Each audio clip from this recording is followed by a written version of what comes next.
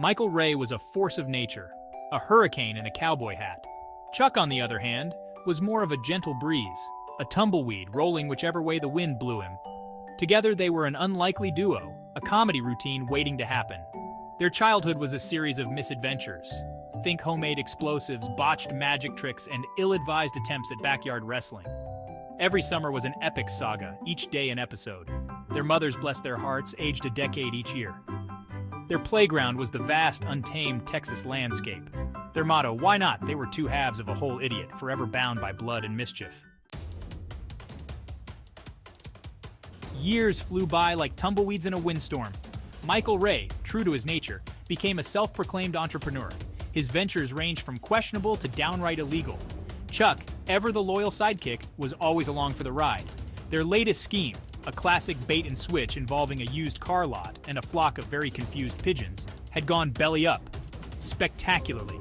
They found themselves on the wrong side of a very angry, very large man named Tiny. "We gotta get out of here, Chuck. Tiny's gonna turn us into pigeon feed," Michael Ray yelled, slamming the pedal to the metal. Their beat-up pickup truck, christened the Rust Bucket, roared to life. The chase was on. They became modern-day cowboys, outrunning the law and their problems. They slept under the stars, ate beans out of a can, and lived off the kindness of strangers. Occasionally, they'd pick up odd jobs, dishwashing, ditch digging, even posing as nude models for a struggling art school. One night, huddled around a flickering campfire, Michael Ray looked at Chuck. "We're living the dream, buddy.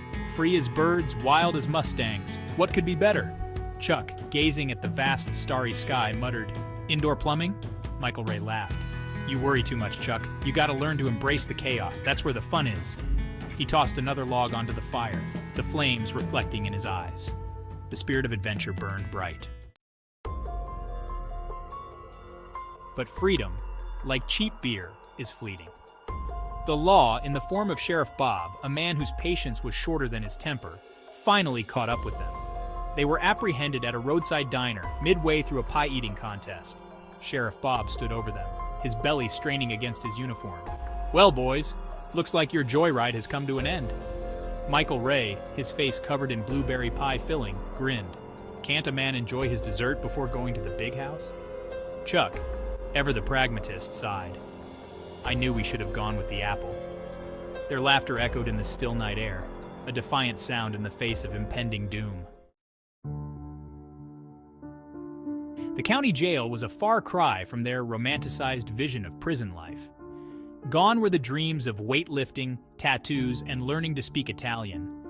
Reality was cold, hard, and smelled faintly of disinfectant. They were processed, stripped of their belongings, and issued matching orange jumpsuits. "Well, Chuck," Michael Ray said, looking at their reflection in the scratched metal mirror, "we finally made it. We're bona fide criminals now." Chuck, fiddling with the unfamiliar fabric of his jumpsuit, mumbled, "Could we at least be fashionable criminals?" Michael Ray laughed, the sound echoing off the concrete walls. "Don't worry, Chuck. We'll make our own fashion statement.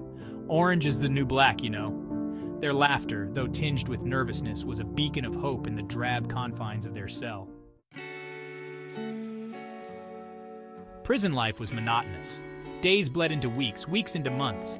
They ate bland food, exercised in a cramped yard, and learned the intricate social hierarchy of prison life. Michael Ray, ever the optimist, saw it as an opportunity. He started a prison yard book club, focusing on adventure novels. Chuck, ever the worrier, took to writing poetry. His work, surprisingly poignant and filled with longing for freedom, became a hit amongst the inmates. Their cell became a haven, a place where they could escape the drudgery of prison life through stories and verse. One day, Michael Ray found Chuck staring out the barred window. "What are you thinking about, buddy?" he asked. Chuck sighed. "I'm thinking about the wind. Remember how it used to feel? Like freedom?" Their shared longing for the open road, for the wildness of their lives, hung heavy in the air. Time, the great equalizer, marched on. They learned from their mistakes, embraced the routine, and found unexpected solace in the confines of their confinement. Michael Ray, the once impulsive schemer, discovered a love for literature. He devoured books, his mind expanding with each page. Chuck, the quiet observer, blossomed as a writer. His poems, filled with introspection and raw emotion, touched the hearts of his fellow inmates. They found redemption in the most unlikely of places, their spirits soaring despite their physical limitations. One evening, as the sun cast long shadows through the barred windows, Michael Ray looked at Chuck. "You know, Chuck, we might have actually learned something from this whole mess." Chuck smiled, a genuine smile that reached his eyes. "Maybe we did, Michael Ray, maybe we did." The day they were released, the world felt brand new. The air smelled sweeter, the colors seemed brighter. The sun on their faces felt like a blessing. They walked out of the prison gates, two changed men. Their past was a shadow, their future a blank page. They climbed into Michael Ray's newly acquired used car, a far cry from the rust bucket of their past. As Michael Ray started the engine, he looked over at Chuck. "Where to, partner?" Chuck grinned, his eyes sparkling with anticipation. "Anywhere but here, Michael Ray. Anywhere but here." They drove off into the sunset, leaving behind the bars and the regrets.